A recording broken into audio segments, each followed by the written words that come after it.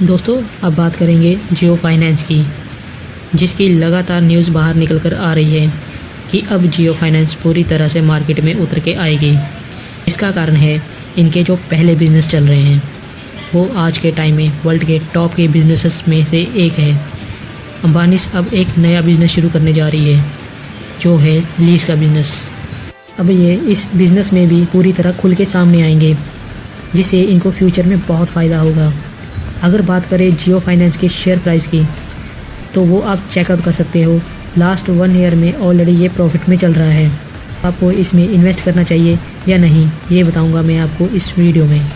लेकिन उससे पहले इस वीडियो को लाइक ज़रूर कर देना और चैनल को सब्सक्राइब कर देना, ताकि मैं आपके लिए ऐसे ही अच्छे वीडियो बनाता रहूं और आपके लाइक्स मुझे मोटिवेट करते रहेंगे। चलो let's start the video. Jio finance service की बात करें तो फ्राइडे को 365 पर इसकी क्लोजिंग हुई। स्टार्टिंग में इसने कोशिश करी इंट्राडे में हाई बनाने की, पर एंड ऑफ द डे ये 0.68% नीचे की तरफ रहा। फ्राइडे को इसकी स्टार्टिंग हुई थी 368.50 पर, हाई गया ये 370 और लो गया ये 364। अब यहाँ पर जियो फाइनेंस की तरफ से एक बड़ी जानकारी निकल कर आ रही है। उन्होंने पेपर्स के अंदर एडवर्टाइजमेंट दी है अपने शेयर होल्डर के लिए, उनकी वोटिंग अधिकार का इस्तेमाल करने के लिए। पोस्टल बैलेट के थ्रू वो वोटिंग राइट्स का इस्तेमाल कर सकते हैं, ई वोटिंग के थ्रू वोटिंग राइट का इस्तेमाल कर सकते हैं। और इसी को लेकर उन्होंने महाराष्ट्र टाइम्स के अंदर जानकारी दी है। यहाँ पे जो कट ऑफ डेट निकल के आ रही है वो 17 मई 2024 है। 17 मई से पहले जो इसमें शेयर होल्डर होंगे उन्हीं को इसमें वोटिंग करने का अधिकार मिलेगा। और इसका वोटिंग टाइम शुरू हो चुका है 24 मई से, और ये जून को ख़त्म होने वाला है। जियो फाइनेंस सर्विस एक नया बिजनेस शुरू करने जा रही है और इसीलिए वो रिलायंस रिटेल से 36,000 करोड़ के डिवाइस बाय करेगी, जिसके लिए शेयर होल्डर की रजामंदी मांगी गई है।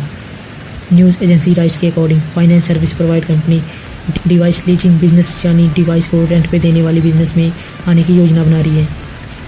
अंबानी का इस टाइम पूरा फोकस रेंट के बिजनेस पर है, क्योंकि लगातार रेंट के बिजनेस का जो रेवेन्यू निकल कर आ रहा है वो काफ़ी अच्छा है। इसीलिए अब ये कंपनी इसमें भारी इन्वेस्टमेंट करके बिजनेस को आगे बढ़ाएगी।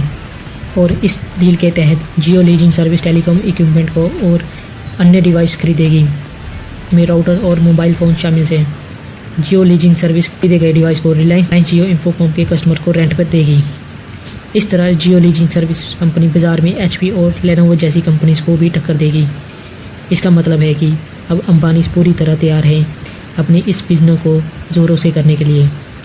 ये कंपनी पहले से ही बड़े बड़े जहाज़ रेंट पर दे रही है और अब ये नई बिजनेस की तैयारी में है, पर इस डील में समय लगेगा। कंपनी ने कहा है कि 1 साल के अंदर इस डील को फाइनल कर दिया जाएगा। रिसेंटली कंपनी के जो Q4 का रिजल्ट डिक्लेयर किया है वो भी काफ़ी शानदार है। कंपनी का प्रॉफिट 310 करोड़ के आसपास रहा है और यहाँ बिजनेस की अभी तो शुरुआत हुई है। पिछले साल का प्रॉफिट देखें तो वो 280 करोड़ के आसपास था और ये बिज़नेस इनका लगातार बढ़ रहा है। इस तरह से ये नए बिज़नेस में इन्वेस्ट कर रहे हैं। कंपनी का आने वाला टाइम बहुत बढ़िया होगा। कंपनी अपने बिज़नेस को बढ़ाने के लिए 49% की इक्विटी के माध्यम से फंड रेजिंग की भी तैयारी शुरू कर चुकी है। यानी कंपनी फॉरेन इन्वेस्टमेंट लाने वाली है। यानी इस कंपनी ने काफ़ी बड़े प्लान कर रखे हैं।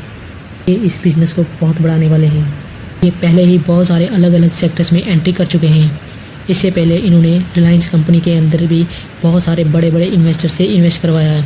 इनका एक ही फंडा है, इक्विटी देकर ही निवेश लेते हैं, इसे कर्ज नहीं लेते, जिसे उनके पार्टनर उनके साथ बने रहते हैं।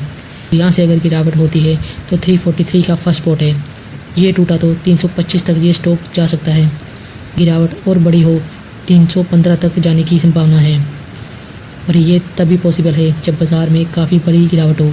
अगर पॉजिटिव का माहौल बना तो 372 का फर्स्ट रेजिस्टेंस है, इसको पार करते ही ये स्टॉक 382 तक जाएगा। और अगर ये रेजिस्टेंस पार करा तो सीधा 400 तक जाएगा। तो इसमें लॉन्ग टर्म के लिए इन्वेस्ट करना बहुत अच्छा रहेगा, क्योंकि आने वाले टाइम में ये स्टॉक अपने बाकी बिजनेस के अकॉर्डिंग अच्छा परफॉर्म कर सकता है। इन्वेस्ट करने से पहले अपने पर्सनल एडवाइज़र से भी एडवाइस लें, क्योंकि ये मेरा थॉट प्रोसेस मैंने आपके साथ शेयर किया है।